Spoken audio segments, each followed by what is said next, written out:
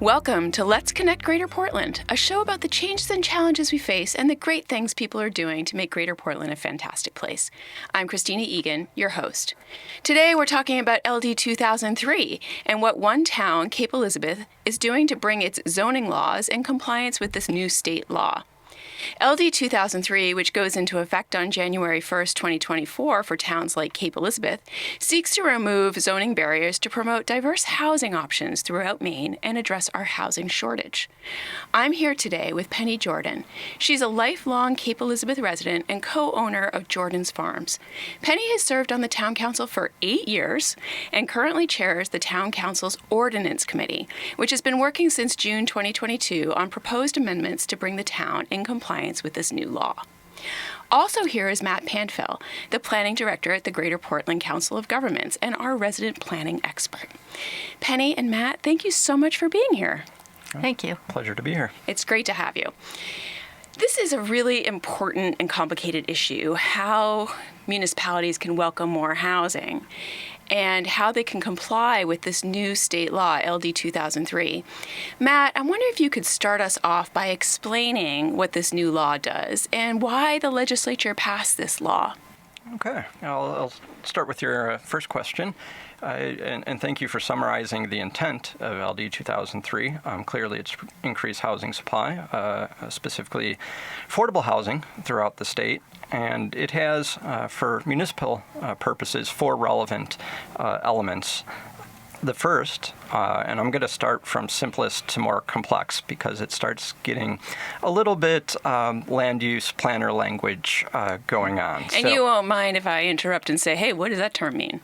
Please do. Okay. All right. So the first requirement is that communities, it's not even a requirement, it says that communities can regulate short-term rentals. Now, my understanding is Cape Elizabeth already does this. There's no impact there. The second element is that it allows communities, or requires communities, to provide allow for at least one accessory dwelling unit, which is something that I believe Cape Elizabeth already allowed, but there are some provisions that may impact the existing regulations.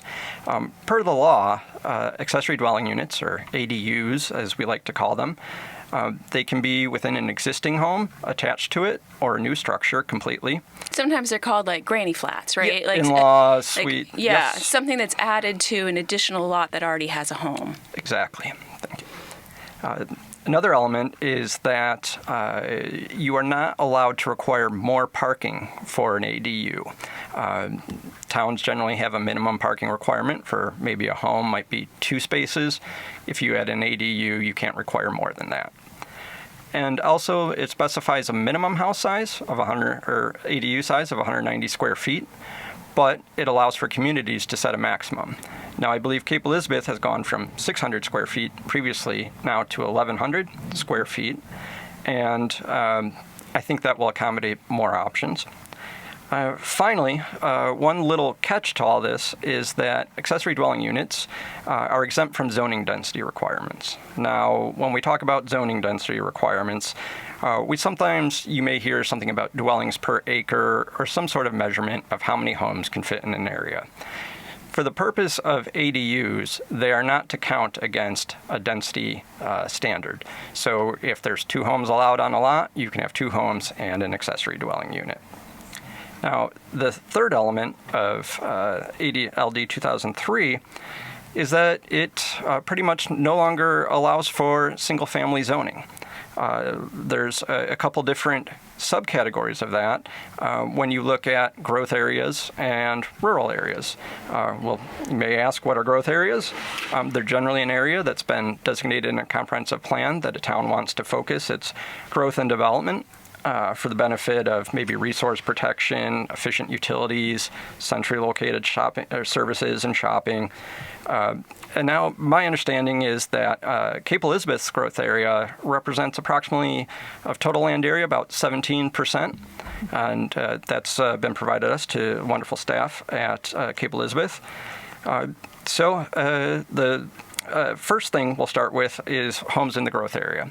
Now, on a lot with an existing home, you are allowed to add up to 2 more units. Now, on a vacant lot in a growth area, you are allowed, per the law, up to 4 units. However, Cape Elizabeth has done the research, and in all practice, that's not likely. The most is going to be 3 units based on lot size and those things. So moving to the rural area, you're allowed up to 2 units. Whether you have an existing home, you can add 1 more, or if you have a vacant lot, you can add 2 more. The final element, which is more confusing, and we can go into detail if we want, but it's basically an affordable housing density bonus. Half the units in this case, per the state, to qualify for the affordable housing density bonus, or more than half, a majority, have to be designated as affordable housing, which means either 80% area median income, residents earning that qualify up to, and for purchases, residents earning up to 120% of the area median income are qualified for these affordable units. Now, a couple of the catches that are different is if you meet that requirement, the state's the new legislation says that you are allowed up to 2.5 times the density that was originally allowed in your underlying zoning. So that's an increase over Cape Elizabeth's previous regulations. It also restricts parking to 2 units or 2 spaces per every 3 units, so less minimum parking requirements. And again, the ownership and rentals agreements have to be in some way restricted for up to 30 years of their lifetime. And that's up to the municipalities, hopefully working with the state to track those. So, Penny, this is Matt just shared a lot of information about what's in this law, and it's almost no wonder that some municipalities are a little confused because there's just so much content in it. Are you finding that Cape Elizabeth residents are somewhat confused about what the law will mean for the town? I think that there has been some confusion created because there are so many moving parts. And I know the concerns that have been raised around accessory dwelling units and the fact that the law says you can't require parking creates some concern for citizens.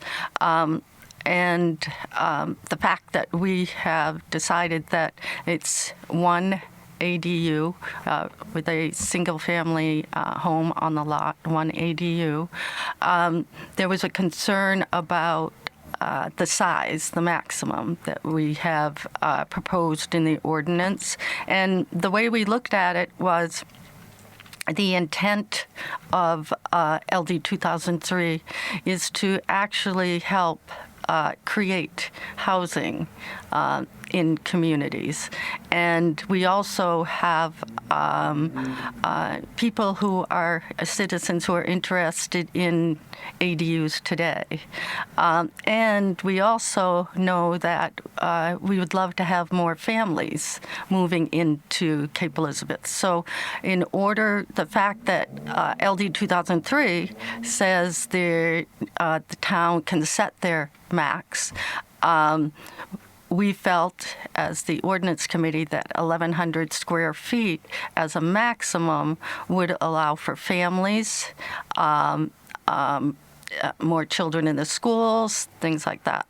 But our impression is that not everybody's going to put up an 1,100 square foot ADU.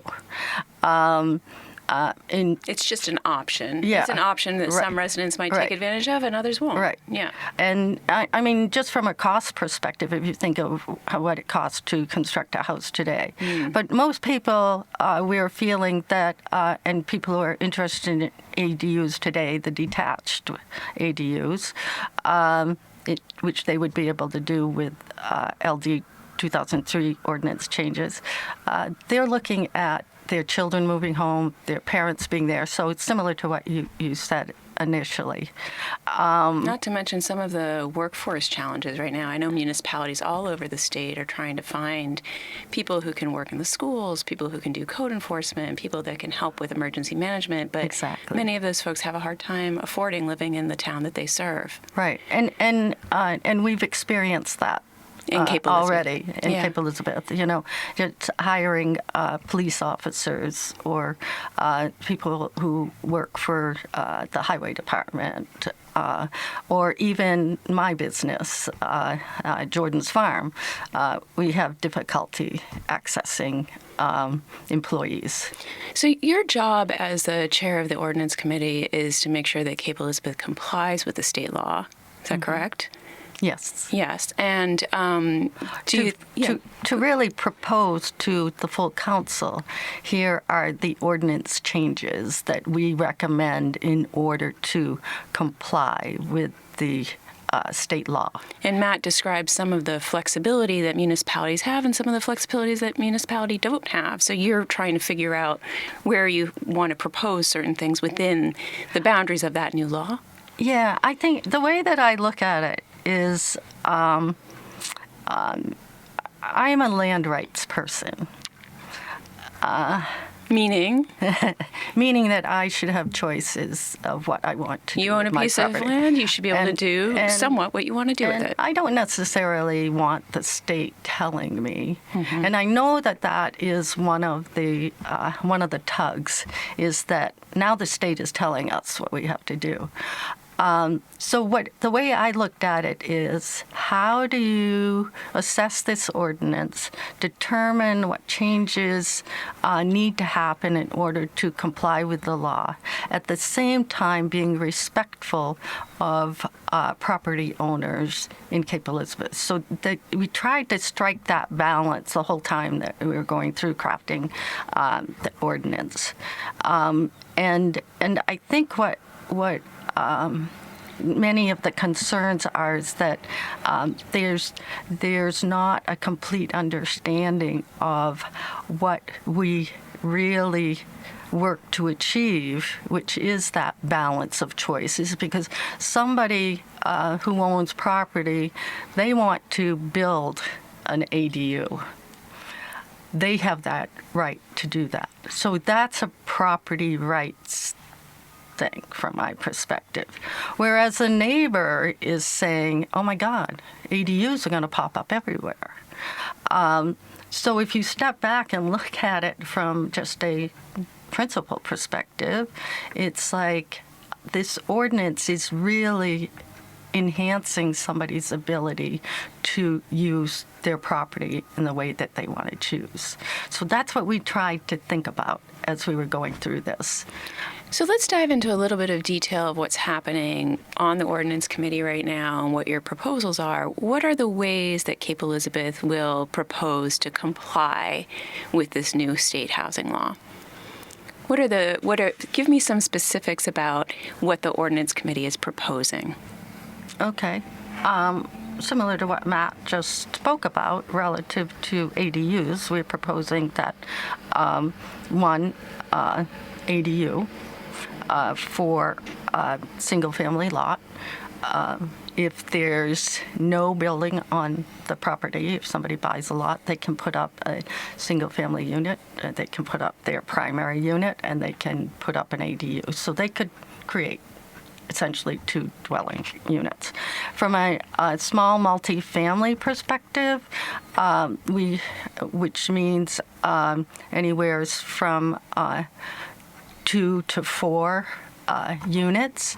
One of the things that has been of concern to people is that allowing 4 units to be developed in our growth areas.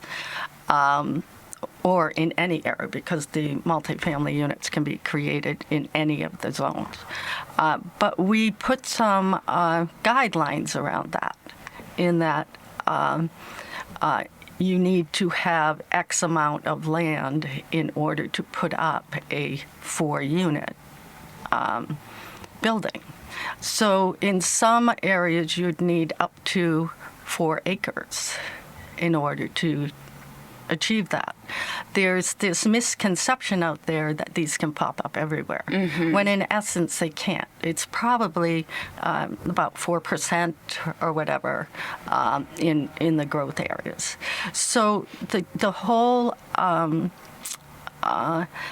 concern on the part of people who are are saying that you're going to have you're going to have a multifamily unit next to you that's 4 units, and it's going to be right in your backyard.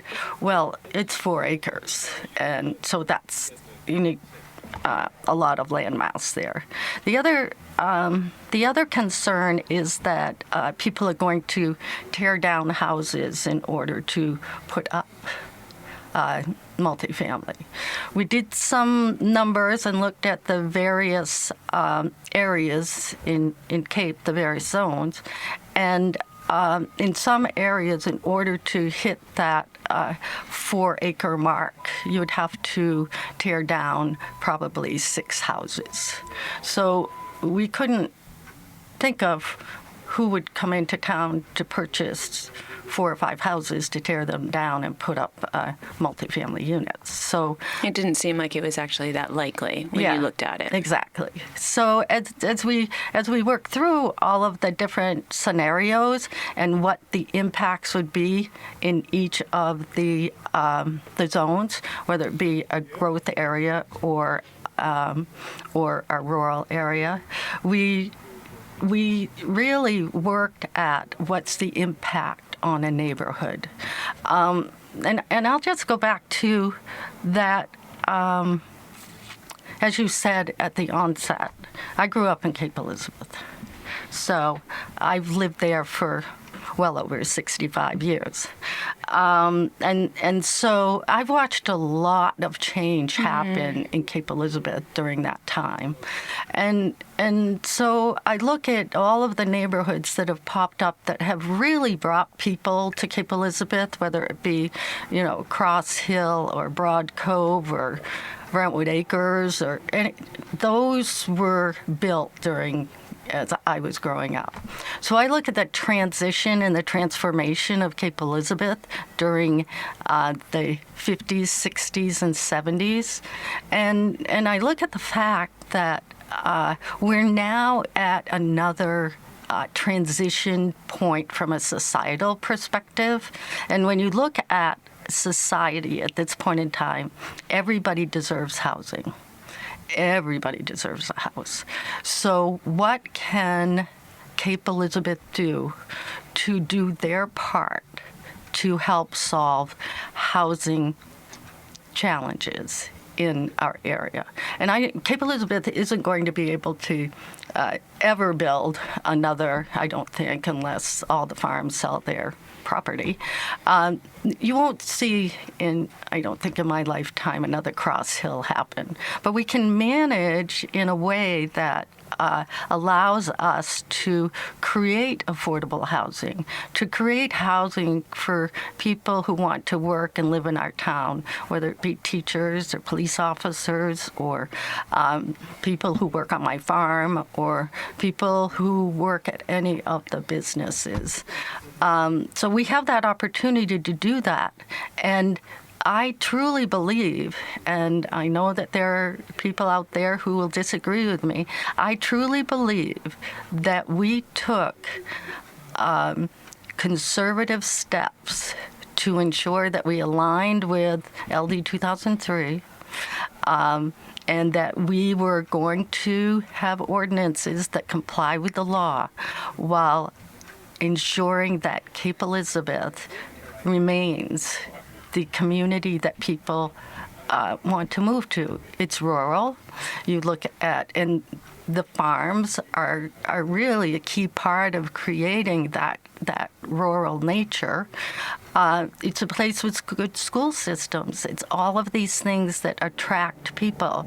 And so we did not want to do anything to change that. We just wanted to enhance in a way that allows more diversity from a housing and an economic perspective in Cape. So, Penny, let me follow that up with just a very pointed question. Last year, Cape Elizabeth voters approved a referendum that blocked the construction of a 46-unit apartment complex at Durham Court near Town Hall. Would these new zoning amendments that the Ordinance Committee is proposing, would they have allowed that project to go forward? Not as that project was designed. there were other ordinances that would need to change in order for that to happen. And Matt, Penny mentioned that folks need housing in the region, and as we are doing this show, just yesterday a really big state report was released. Can you tell us about the magnitude of the housing shortage that the state of Maine is facing right now?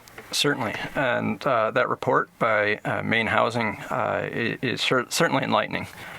They've estimated that the state needs approximately 38 or 39,000 units just to meet unmet demand. So that's a big number. And on top of that, it will need an additional 38 to 45,000 homes to meet projected growth. That is a lot of new housing.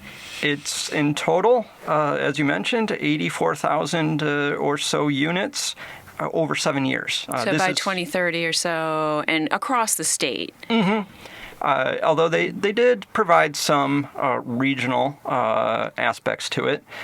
They did divide it into the state into 3 areas, one being the coastal, which is what Cape Elizabeth would be fall under. It's basically Kittery, Bar Harbor, and beyond. They suggested that for this area, it would need about 49,000, which is more than half of that number.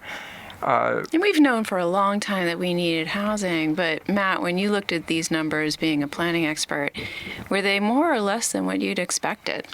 I would say pretty consistent. The thing is that they do represent pretty much a need to double housing production. Right now, the state produces a little bit under, I believe, 5,000 units a year.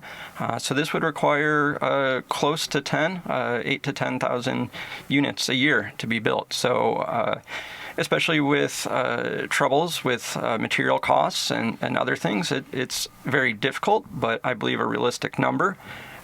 As to what we've done prior to the Maine Housing Report, GPCOG earlier this year in the winter took a look at trying to project an estimate for our need for our communities, and we came up with a number of about 24,000 by 2030.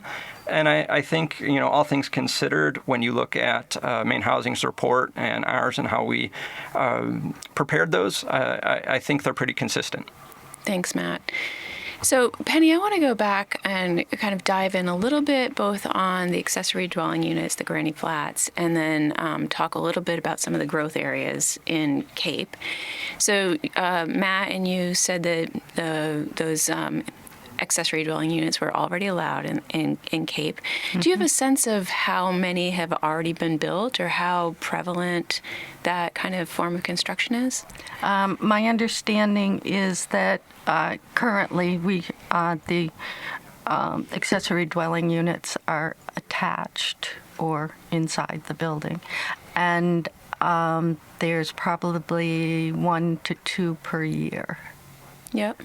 So not very much. No. And the major change here is that you'll allow for a larger ADU, and it also doesn't have to be attached. Am I getting that correct? Yeah, correct. Okay. It's like the ADUs can either be attached or detached, and we have set the maximum at 1,100 square feet versus the current ordinance is at 600. But the fact that LD 2003 said that they did not set a max, that said to us that as we look at LD 2003 and the implementation of that, mm-hmm. then if we truly want to create housing, then 1,100 square feet could accommodate families. I have a good friend of mine whose parents wanted to sell their larger house, and she has a couple kids, and they built an ADU, and I don't know what the square foot is, but 650 would be very small for a couple, I would imagine. I would say that having lived in a 750 square foot home for several years, that it's okay for a couple, but once you have one child in there, it's going to be a bit tight. Quite, yeah. And with new ADUs that come online in Cape Elizabeth, could a property owner rent them out as an Airbnb? No. Okay. Tell us about how you're going to prohibit that. Basically, our ordinance today, well, anyway, the way that the ordinance that we have written it is that it cannot be used as a short-term rental. Okay. And that it needs to be rented for greater than 30 days. So you can think about this also as we know that there's traveling nurses, so somebody could rent their ADU for traveling nurses. But we figure, and not that I have a crystal ball, but we figure most people who are going to invest in an accessory dwelling unit is going to do it in order to have a family member or a caretaker or somebody, because I don't know how you would feel about a house sitting on your lot. I don't think everybody wants to figure out who is, just want anybody living in their backyard. And you also have to think about when it comes time to sell your property, that you're actually selling two structures. Because you can't just arbitrarily sever your lot. Right. It comes together, right? It's going to convey together. And so I go, okay, once you decide to build an ADU, you have actually made a commitment to another structure. So anyway, I just think that the concern that these ADUs are going to pop up in every backyard is short-sighted. It's a huge commitment to put up another structure. So let's talk a little bit about the growth areas. Matt talked about how LD 2003 will require municipalities to allow more homes to be built in the growth areas. Where are some of the growth areas in Cape Elizabeth? Well, our growth areas in Cape Elizabeth would be in areas such as Oakhurst, Brentwood Acres, Elizabeth Park, Cross Hill, Layton Farm, Town Center. Those are the growth areas. Okay. And when you think about, and that's, as Matt said, 17%. Yeah, so a small proportion of the land. So we're getting close to the end of our show, so I've got a couple of rapid fire questions here for you. First of all, Matt, can towns refuse to change their zoning? At their own risk. I would say the DECD has not yet outlined what non-compliance measures will be taken, but it would likely be open up a municipality to legislative action if a developer proposes something consistent with state law but inconsistent with municipal. So risking some litigation there. I'm not a lawyer. It's not legal advice, but yes. And what's your perspective, Matt, on what Cape Elizabeth is doing? How does it compare to other cities and towns in the region? Yeah, obviously Cape Elizabeth is not going through this alone. I would say, as far as other towns in our region at least, they're pretty much where a lot of others are. Especially communities with town councils that need to have be compliant with the law by the end of the calendar year. So many of these communities are at the point where they're completing drafts of zoning ordinance amendments, starting to bring them to the public, kind of right where Cape Elizabeth is now. So Penny, you're in good company here. Right. You're with all the other cities and towns in this region. What's the next step for the town council on this issue? The next step for the town council is, at this point, we're going to hold a public forum so that we can really hear the questions from as many citizens as possible. We'll then, after that forum, the ordinance committee will meet and see if there's any tweaks that we want to make to the ordinance prior to it going back to the full council, at which time the council will choose to have another public hearing, but our goal is to, I'll say my goal, I need to talk to Jeremy about this. My goal is that we will vote on this in November at a council meeting. The town council will vote on it in November. That's great. And if residents want to find out more information in the interim, before the hearing, or even after the hearing, where can they go? The Cape Elizabeth website has kind of tiles now for the tile concept for key issues that we're dealing with, and there's one out there for LD 2003.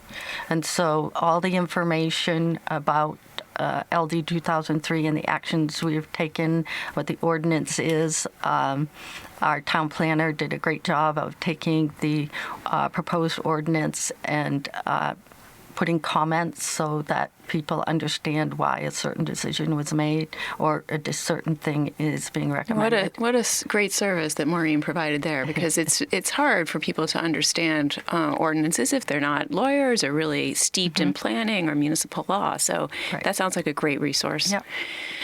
Penny and Matt, I want to thank you so much for being here today. I know this is a law that's on many people's minds, and many cities and towns are grappling with it right now. Really appreciate a deep dive into Cape Elizabeth's experience and what's next. So we'll be keeping an eye on that and looking to share your experience with others. Join us next week for another conversation about the great work that's happening in our communities. And until then, be kind to yourself and to each other. I'm Christina Egan. See you next time on Let's Connect Greater Portland.